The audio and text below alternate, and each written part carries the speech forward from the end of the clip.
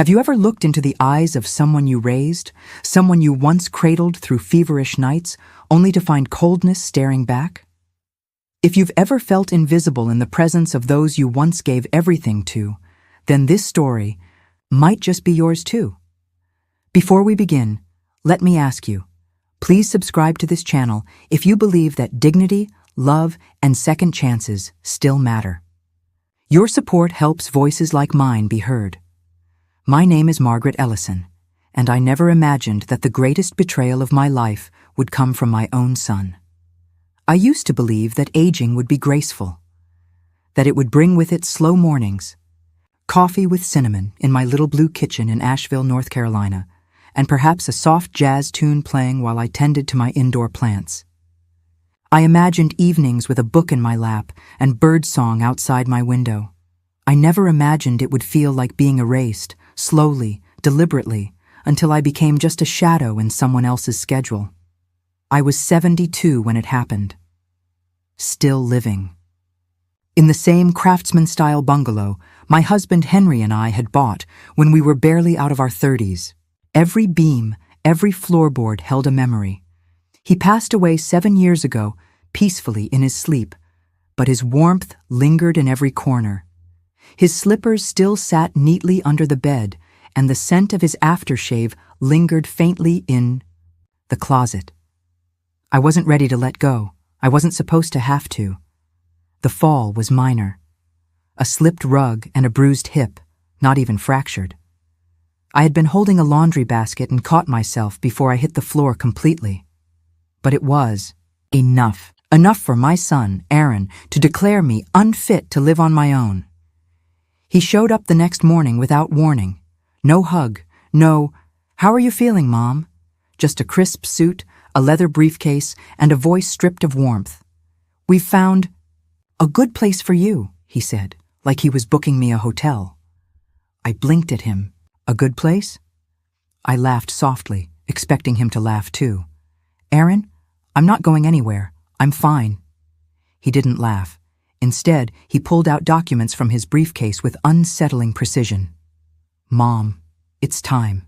It's what's best for everyone." His voice was calm, measured, and yet every syllable cut through the air like broken glass. "I didn't agree to this," I said, my voice shaking now, though I tried to hold my ground. "You don't have to," he replied. My world began to tilt. I turned and saw two strangers in my hallway taping shut boxes I hadn't packed. My hands trembled, my heart pounded in my chest like it was trying to break free. "Aaron," I whispered. "Please, I'm not ready." He didn't even look at me. "You live alone. You fell. It's too risky. And honestly, I don't have time to keep checking in on you." That hurt more than the fall ever did. They took me in a van, not even his car.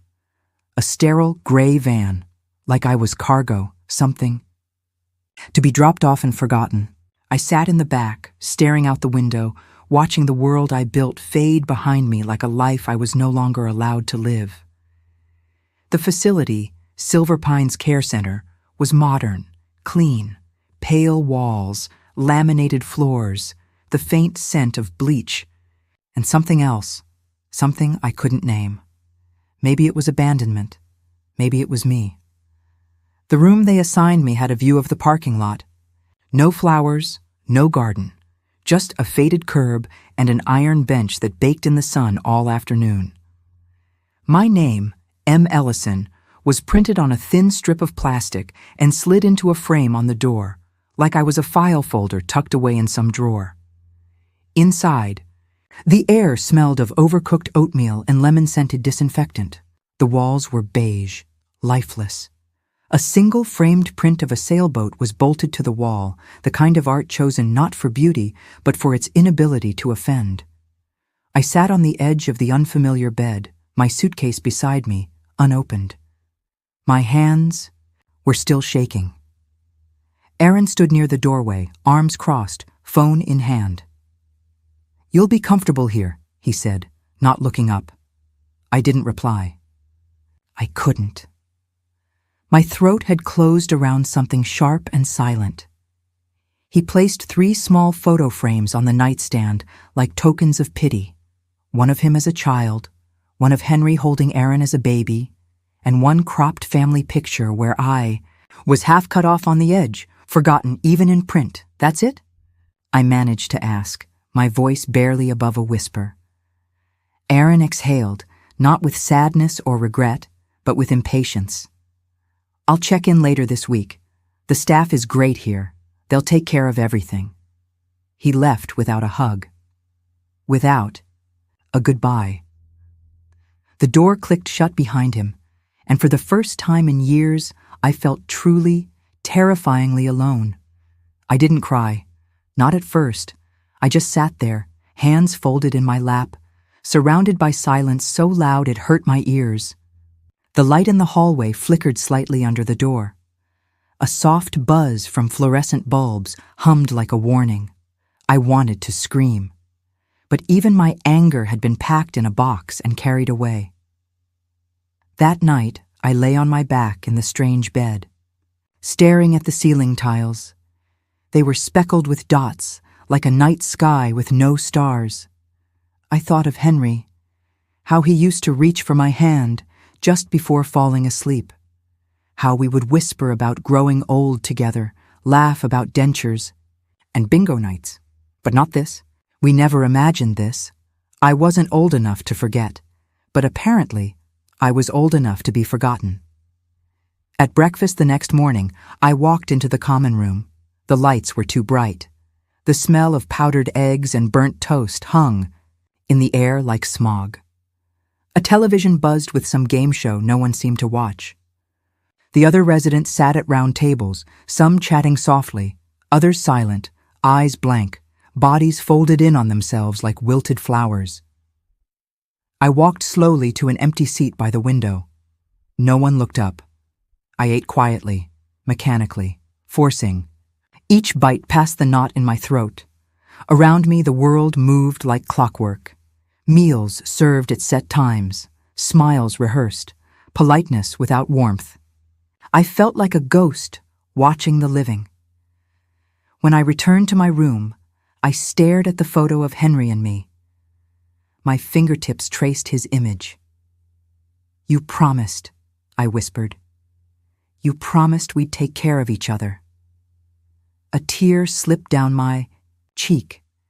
And then something stirred in me. Not rage, not grief, something deeper, older, defiance. They thought I was done, that they could tuck me away, lock the door, and forget the sound of my voice. But I was still here. I was still Margaret Ellison, and I wasn't finished. That night I didn't sleep. I sat upright, planning silently, tracing memories like maps. I would find a way back, not just to my home, but to myself, whatever that meant now. The days that followed blurred together, meals, medications, naps I didn't want to take, and silence. The kind of silence that wrapped around your ribs and squeezed gently until you forgot what it felt like to speak and be heard. People passed me in the hallway with quick nods and half smiles, like I was just another task on their checklist. No one asked my name. No one asked what I had done with my life. I began to wonder if maybe that was the point, to make us quiet, to make us small. I stopped opening the photos Aaron had left. I tucked them in a drawer and shut it hard. I couldn't bear to see my own face blurred in the edge of that family vacation photo, cropped and shadowed, like an afterthought. That's what I had become, an afterthought, until the day she walked in. It was early. The hallway smelled of overboiled coffee and something sterile and vaguely lemony. I had just finished brushing my hair, each stroke slow and deliberate. Tiny rebellion. I would not forget how to care for myself. I heard the soft squeak of sneakers outside my room, and then a gentle knock. Twice. Not rushed, not rehearsed. Then the door opened, just a little. "Mrs. Ellison?" A soft voice called. She stepped in like someone walking into a church, respectful, observant. A clipboard in hand, scrubs crisp, hair pulled back in a low bun. But it was her eyes that stopped me. Tired, yes, but kind. So kind. The kind of tired you only get from giving too much of yourself for too long. "I'm Sophia Carter," she said. "I'll be checking in on you this week." I nodded slowly, expecting the usual list of vitals and instructions, but then she did something no one else had done. She sat, right there in the chair beside my bed, without pretense, without glancing at her watch or scribbling on a chart. She looked at me, not through me, not past me, at me. "Is there anything you'd like me to know about you?" she asked. The question caught me off guard. I blinked. "What?" "About you," she said gently. "Not the chart. You." I hesitated. The air felt different, softer, less clinical. "Well, I like crossword puzzles," I said after a long pause. "And I make a pretty mean lemon pie, from scratch." Her lips curled into a smile. "Lemon pie," she echoed, as if tasting the words. "That's impressive. And I can still remember the smell of my husband's shaving cream," I added without meaning to. My voice cracked on the word husband. Sophia didn't rush to fill the silence. She let it sit there, warm and steady, until it didn't feel like a crack anymore, just a place where light could enter. "That's beautiful," she said softly. For the first time since I'd been dragged into that place, something inside me softened. Not entirely, but enough. Enough to breathe. She came back the next day, and the next. We talked. Nothing too deep at first.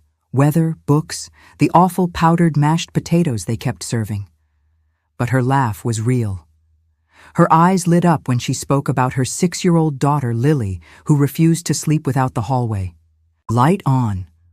"She says it keeps the nightmares away," Sophia said one afternoon as we sat near the tiny garden behind the facility. "She's a smart girl," I said. "Smarter than me most days," she replied, and her voice cracked, just slightly. I noticed the way her fingers were calloused at the tips, the nails trimmed short, working hands. Hands that knew exhaustion, but never let go. That evening, I sat by the window in my room, holding a cup of the chamomile tea she had brought me from the break room, real chamomile. She'd said, "I thought it might remind you of home," and it did. Not the house, not the things, but the feeling, the being seen, the being known. I wasn't ready to say it out loud, but I felt it deep in my chest, pressing softly against the grief. I wasn't alone anymore. Sophia became the only part of my days that felt alive. Her visits weren't just check-ins, they were reminders that I was still human, that I still mattered. Each time she walked through the door, something in me straightened. I became less of a patient and more of a woman again. A woman with stories, with laughter buried beneath grief, with a will that hadn't yet been broken. She never treated me like a task. She called me Margaret instead of Mrs. Ellison. And there was such tenderness in the way she said it that I began to crave hearing my name in her voice. It reminded me of who I had been before all of this, before the white walls, the packed boxes, the van. One evening, we sat in the little garden behind the center. The wind was soft, brushing through the hedges like fingers flipping pages of an old book. I could hear the hum of distant traffic, birds chirping their last songs before dusk. Sophia sat next to me, arms resting on her knees, eyes fixed on the horizon. "She had a fever last night," she said quietly, referring to Lily. I looked at her hands again, how gently they moved even when she was exhausted. I stayed up, rubbing her back, holding her hand through the worst of it, she continued. "It's just a virus. But when you're doing it alone, everything feels bigger." There was a crack in her voice she tried to cover with a soft chuckle. I asked her if she wanted me to sing to her. She said, "Only if you promise not to cry this time." Sophia smiled, but it was that tired kind of smile, The kind you wear when the pain is just below the surface. She's too young to be that wise, I said gently. She had to grow up fast, Sophia answered. We both did. I wanted to ask more, but something told me not to. She had shared enough for one night. We sat in silence, shoulder to shoulder, as the sun dipped behind the trees and shadows stretched like quiet memories across the grass. Later, that night, back in my room, I found myself staring at the ceiling again. But this time, I wasn't numb. I was planning, not out of fear, but out of clarity, because something had shifted deep inside me. Aaron hadn't called in over 2 weeks. Not a text, not a voicemail. I wasn't surprised, not anymore. But I did wonder how he could detach so easily, how the boy I once cradled through thunderstorms had grown into a man so concerned with control and so indifferent to love. I thought of Henry, of the way he used to rub my shoulders after a long day. I thought of the pie crusts we used to make side by side. I thought of the life we built together, and how easily Aaron had tried to erase it. But now there was Sophia, not just a nurse, not just a kind face in the midst of routine. She saw me, truly saw me. She asked what I believed in, what I missed, what I dreamed of. And she listened, not with polite silence, but with her heart. One morning, after breakfast, I turned to her, steadying my voice as much as I could. Sophia, could you help me find my lawyer's number? Her brows rose, but she didn't question me. Of course, she said softly. I'll bring you the phone and somewhere quiet to make the call. She must have known something was unfolding, but she didn't push. That was her gift, knowing when to hold space and when to hold your hand. It took less than 5 minutes. My lawyer, Thomas Reed, had been our family attorney for decades. He remembered my voice instantly. Thomas, I said, I need to update my will, and I'd like to begin the process for an adult adoption. There was a pause on the other end of the line. Are you sure, Margaret? I've never been more certain. That afternoon, after the call, I sat alone at my little desk with a sheet of thick, cream-colored stationery, the kind Henry used to write me love notes on when we were young and reckless and in love. I wrote 2 letters. The first was to Aaron. It was short, cold, factual.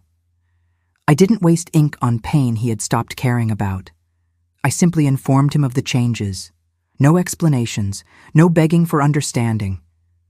I wasn't asking for permission. I was reclaiming my name. The second letter was different. I wrote it for Sophia. Every word I wrote to her carried a tremor of emotion I hadn't let myself feel in years. It wasn't just gratitude, it was recognition of her strength, her tenderness, her courage in a world that constantly asked her to carry more than her share. I sealed it carefully and slipped it into the drawer beside my bed, beneath a scarf that still smelled faintly of lavender. I wasn't ready to give it to her yet. But when the moment came, I wanted it to be there, like a seed planted in secret, waiting for the right season to bloom. Over the next few days, I moved with a quiet purpose. I smiled again, genuinely. I asked questions during meals. I listened to stories from other residents who had gone silent for months. I even joined a knitting circle, though I hadn't touched yarn in over a decade. Sophia noticed. You've got a little fire in your step. These days, she said one morning, handing me my tea. I suppose I remembered who I am, I said. She smiled, but I could see the curiosity behind her eyes. She didn't know yet what I had done, but I think she could feel it, the shift. The weight I had stopped carrying, the hope I had started feeding again. In the evenings, we would sit in the garden together, watching Lily chase butterflies or make wishes on dandelions. The golden hour would settle around us like a soft blanket, and for a few precious moments, the world felt whole. I keep waiting for someone to take all this away, I admitted one night. like it's too good to be real. Sophia turned to me, her eyes glinting in the soft light. "No one's taking anything from you again, Margaret," she said. "Not while I'm here." And I believed her. But peace, as I'd learned, often precedes a storm. It was close to midnight when I heard them, muffled voices down the hallway. I pulled my shawl tight around my shoulders and opened the door just a crack. The fluorescent lights buzzed overhead. At the far end, near the administrator's office, I saw Aaron. I froze. He hadn't been around in weeks. And now, here he was, dressed like he had just come from some boardroom, pacing and gesturing wildly. Next to him stood a man in a gray suit, tall, unsmiling. The type of man who writes people's fates behind polished desks. Their voices were low, but one sentence floated down the hallway like a dagger. "If she changes that will, I lose everything." I felt my breath catch in my throat. Aaron's voice was colder than I'd ever heard it. He wasn't worried. He was calculating. And he wasn't talking about me. He was talking about control, ownership, inheritance. "She's confused," he snapped. Probably being manipulated by some staff member. My blood turned to ice. He was talking about Sophia. "I want a full evaluation, something to prove she's not of sound mind." The lawyer shifted uncomfortably. "That's a slippery path, Aaron. I don't care. Do it." I stepped back and gently closed my door, my hand trembling against the frame. I sat on the edge of my bed in the dark, the shadows thick around me. But this time, they didn't scare me. They sharpened me. So this was his next move. He couldn't stop me legally, so he would try to silence me, declare me unstable, discredit my words, steal back the story I had just begun to reclaim. But what he didn't know was, I wasn't afraid of him anymore. He had underestimated the wrong woman, and I wasn't alone. That night, as the facility fell into a deep, uneasy slumber, I could feel the approaching storm in the corridors of my heart. I lay awake in my small, cold room, the only light coming from a solitary lamp that cast long, trembling shadows on the faded wallpaper. Every sound, every creak, every hum of the air conditioning seemed amplified, echoing the dread of what was to come. I remembered the whispered conversation I overheard earlier in the hallway, the icy words of Aaron and the man in the gray suit, their discussion about declaring me mentally unfit, about a procedure to discredit me and erase the hard-fought changes I had just begun to secure, reverberated in my mind like a relentless drumbeat. My thoughts churned restlessly. I could almost see the plan forming, an intricate web spun by greed and familial betrayal. Aaron, once my little boy who clung to my hand on stormy nights, had grown into someone unrecognizable. He had traded love for control, and his cold calculation stung with every recollection. I clenched my fists, feeling the soft fabric of my nightgown dig into my skin, so delicate yet so tense, mirroring my inner turmoil.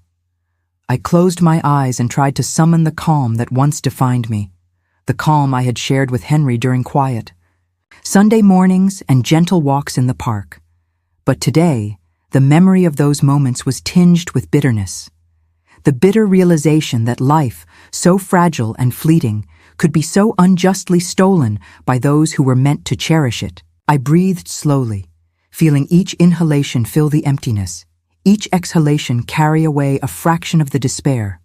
Outside my window, the wind had picked up, rustling through the bare branches of a nearby tree and carrying with it the distant murmur of rain. It was as if nature itself was warning me the storm was coming. In that moment, I vowed not to be swept away by it.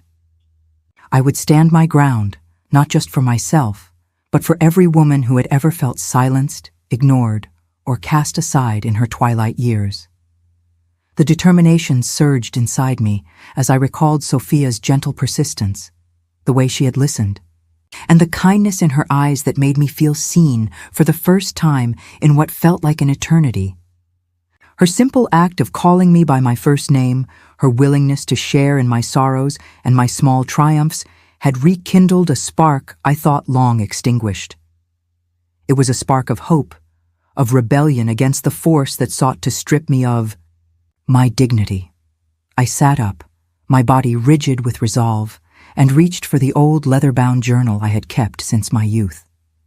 The pages were worn, filled with memories of laughter, dreams, and whispered promises of forever. As I flipped through them, a memory of Henry's gentle voice surfaced. No matter how fierce the storm, remember that you have weathered everyone before. You are made of strength, and your light will always find its way.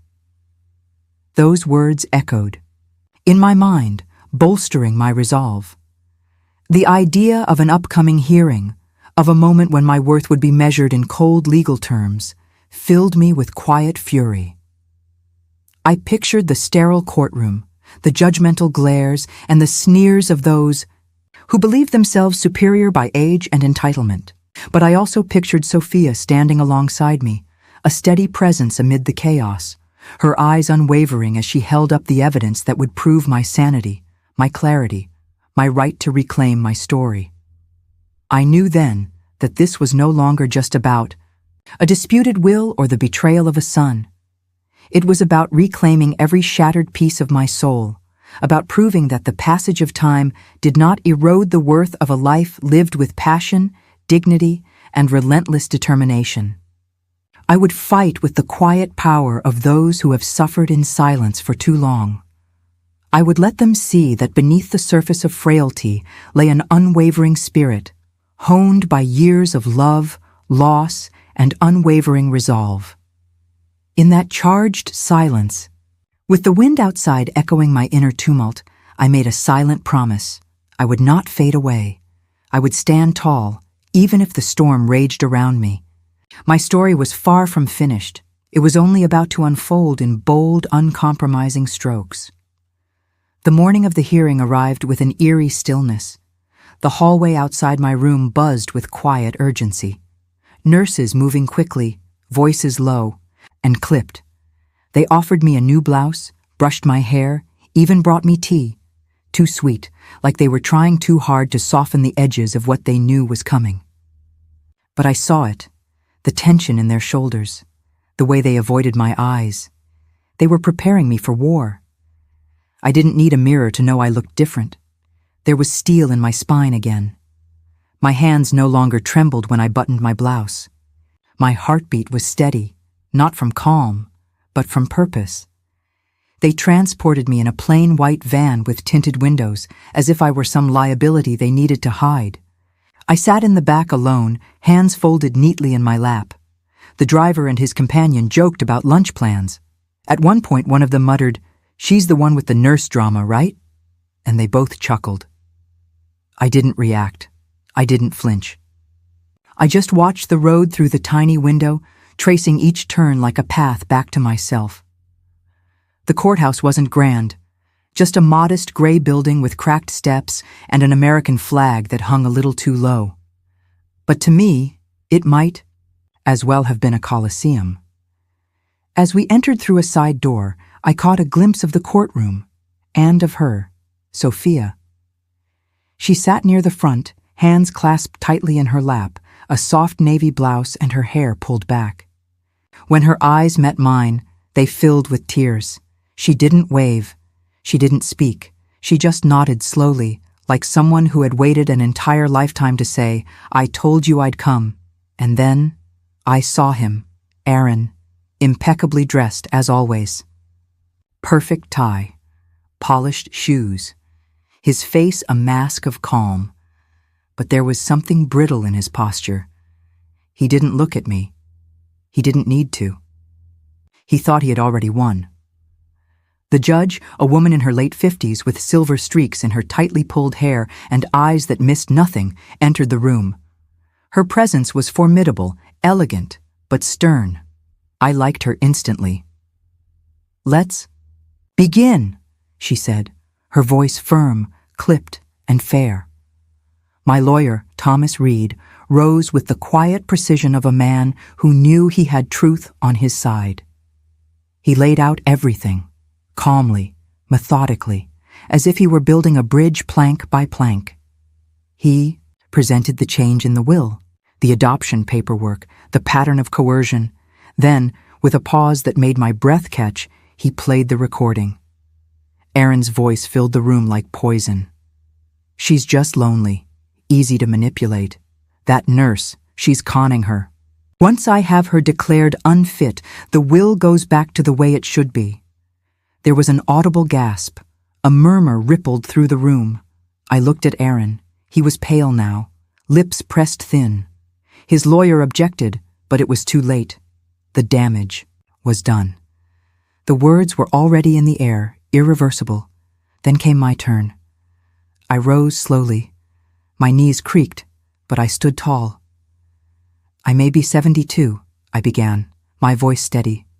But I am not confused. I am not delusional. And I am most certainly not finished. I turned toward Aaron, my son, the child I had nursed through sickness, defended through rebellion, and forgave more times than I could count. I trusted you. I loved you. I believed in you long after others told me not to. But when you let your father die alone, when you looked me in the eye and saw nothing but an inconvenience, you stopped being my son. The room was silent, every breath held. This is not about money. This is about dignity. This is about the right to live the last years of my life with truth and love, not fear. I looked to Sophia. This woman saw me when no one else would. She fought for me. She stood by me. That is what family means. The judge called a short recess. When we returned, her voice was clear, strong, and final. This court finds Mrs. Ellison to be of sound mind and full legal capacity. The petition for guardianship is not only denied, it is deeply concerning. Mr. Aaron Ellison, consider yourself fortunate your mother is not pressing charges. And just like that, I was free. Free from the accusation. Free from the control. Free from the shame. Outside, Sophia hugged me gently. You did it, she whispered. I smiled. No, I said. We did. A week after the hearing, I stood once again in front of a mirror. But this time, I wasn't in a facility room. I was in a small, sunlit bedroom in a quiet cottage just outside of Durham. The walls were painted a soft, calming sage green.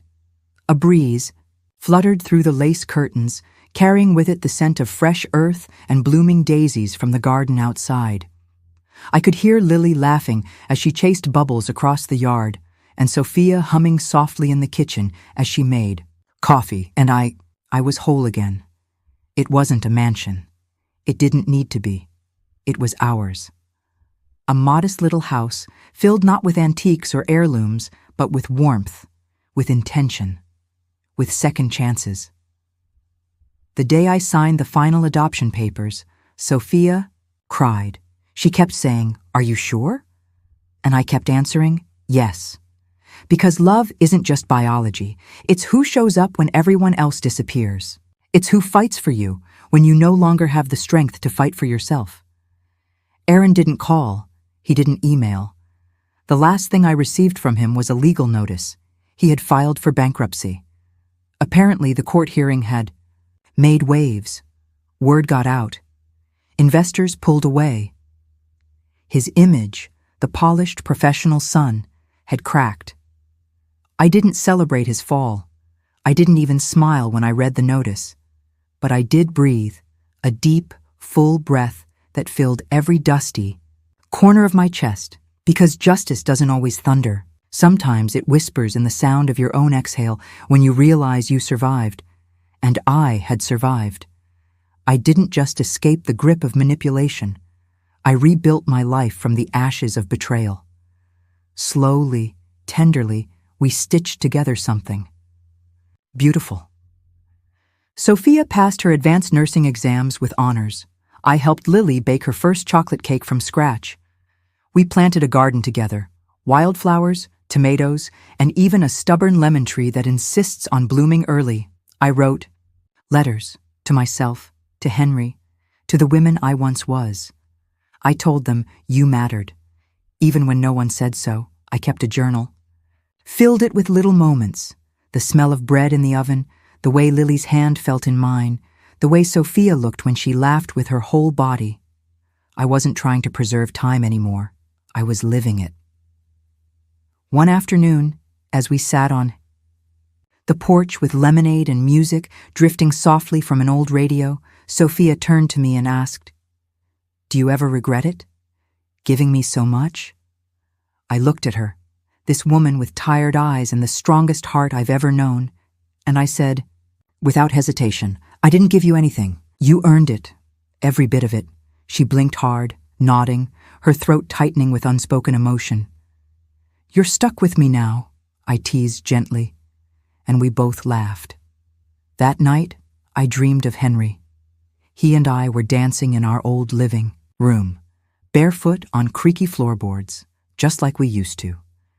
He wore his ridiculous plaid slippers. He smiled at me and whispered, "You did good, Maggie. You did real good." I woke up with the morning sun warming my face, birds singing outside, and the soft sound of pancakes being flipped in the kitchen. And I realized, this was home, not the one I was forced out of, not the one they tried to confine me in, but the one I built with courage, with love, with people who chose me. So if you're listening, if you've ever felt discarded, overlooked, or silenced, remember this: you are not finished, you are not invisible, and you are not alone.